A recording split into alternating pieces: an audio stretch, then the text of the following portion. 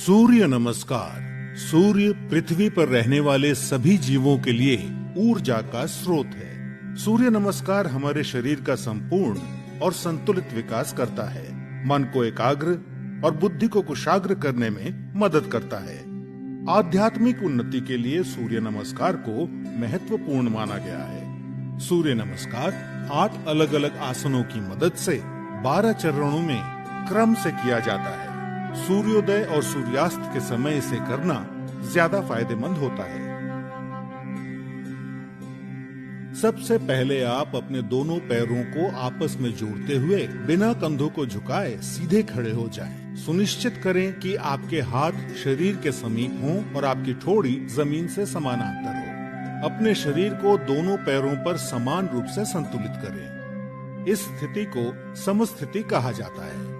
पहले चरण को करने के लिए सांस लेते हुए अपने दोनों हाथों को आपस में जोड़ें और अपनी छाती के समीप नमस्कार मुद्रा में ले आएं। इसे प्रणाम आसन कहा जाता है। अब सांस छोड़ें। दूसरे चरण में धीरे धीरे सांस अंदर लेते हुए अपने शरीर को कमर से ऊपर की ओर खींचें और अपने दोनों हाथों को अपने सर के ऊपर ले जाते हुए अपने सर और कमर को पीछे की ओर झुकाएं। अपनी टांगें सीधी रखें। इस आसन को हस्तोत्तनासन कहा जाता है। अब तीसरे चरण के लिए धीरे धीरे सांस छोड़ते हुए अपने शरीर को आगे की ओर तब तक झुकाएं जब तक आपकी दोनों हथेलियां आपके पैरों के दोनों तरफ जमीन को छू न लें। ध्यान रखें कि नीचे झुकते समय आपकी भुजाएं और सर एक ही साथ में हो। इस आसन को पादहस्तासन कहा जाता है। चौथे चरण को करने के लिए एक गहरी सांस अंदर लें और अपने दाएं पैर को पीछे की ओर ले जाएं और अपने घुटने को जमीन पर सटा कर रखें। सुनिश्चित करें कि आपका दायां पैर पंजों पर हो, आपका बायां पैर का घुटना 90 डिग्री पर हो, दोनों हथेलियां जमीन पर हों, आपके कूल्हे नीचे और ठोड़ी ऊपर की ओर हो। इस आसन को अश्व संचालन आसन कहते हैं। अब पांचवें चरण में एक गहरी सांस छोड़ते हुए अपना बायां पैर इस प्रकार पीछे ले जाएं कि वो आपके दाएं पैर की सीध में हो। सुनिश्चित करें कि आपके हाथ और कंधे सीधी रेखा में हों और साथ ही कंधे, पीठ और नितंब भी एक ही सीध में हों। इस आसन को संतुलन आसन कहा जाता है। इस स्थिति में धीरे धीरे सांस लें।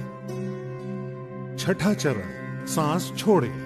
अब अपने दोनों घुटनों को एक साथ जमीन पर रखें और अपनी छाती और माथे को भी जमीन पर रखें। सुनिश्चित करें कि आपके कूल्हे ऊपर की ओर और आपकी कोहनियां आपके शरीर के समीप हों। इस आसन को साष्टांग नमस्कार आसन कहा जाता है क्योंकि आपके शरीर के 8 अलग अलग अंग जैसे दोनों पांव के पंजे, दोनों घुटने, दोनों हथेलियां, छाती और माथा जमीन को छूते हैं। ध्यान रखें कि आपके शरीर का वजन 8 अंगों पर सामान्य रूप से वितरित हो।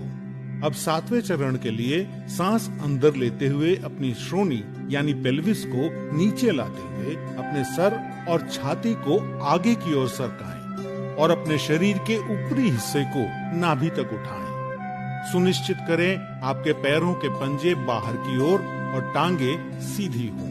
इस आसन को भुजंग आसन कहा जाता है। 8वां चरण, धीरे धीरे सांस छोड़ते हुए अपने पैरों के पंजों को अंदर की ओर मोड़ें और अपने कूल्हों को इतना ऊपर ले जाएं कि आपका शरीर एक पर्वत का आकार ले ले। सुनिश्चित करें आपकी दोनों टांगे सीधी, हथेलियां जमीन पर हों और आपका सर भुजाओं के बीच हो। प्रयास करें कि आपकी एड़ियां जमीन को छू सके। इस आसन को पर्वत आसन कहा जाता है।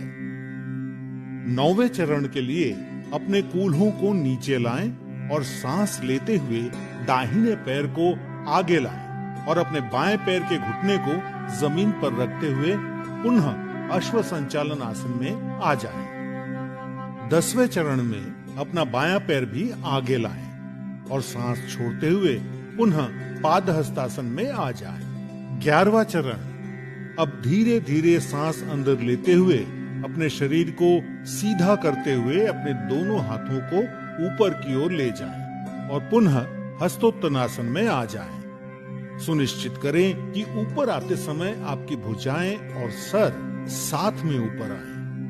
12वां चरण, धीरे धीरे सांस छोड़ते हुए पुनः प्रणाम आसन में सीधे खड़े हो जाएं। अब इस पूरे अनुक्रम को अपने बाएं पैर से दोहराएं। सूर्य नमस्कार से आपके फेफड़ों की क्षमता बढ़ती है। सूर्य नमस्कार आपके मेटाबॉलिज्म में सुधार लाता है और मधुमेह के प्रबंधन में उपयोगी पाया गया है। सूर्य नमस्कार अंतःस्रावी ग्रंथियों यानी एंडोक्राइन ग्लैंड्स के स्राव को नियंत्रित करता है। सूर्य नमस्कार आपको वजन को सही रखने में मदद करता है और आपके मेरुदंड और आपके कमर की मांसपेशियों को मजबूती प्रदान करता है। उच्च रक्तचाप यानी हाई बीपी के रोगियों को इस आसन को सावधानी के साथ करना चाहिए। हर्निया और पेप्टिक अल्सर के रोगियों को सूर्य नमस्कार नहीं करना चाहिए। सायटिका, सर्वाइकल स्पॉन्डिलाइटिस और अक्यूट आर्थराइटिस के रोगियों को भी सूर्य नमस्कार नहीं करना चाहिए। महिलाओं को मासिक धर्म के समय और गर्भावस्था में सूर्य नमस्कार नहीं करना चाहिए।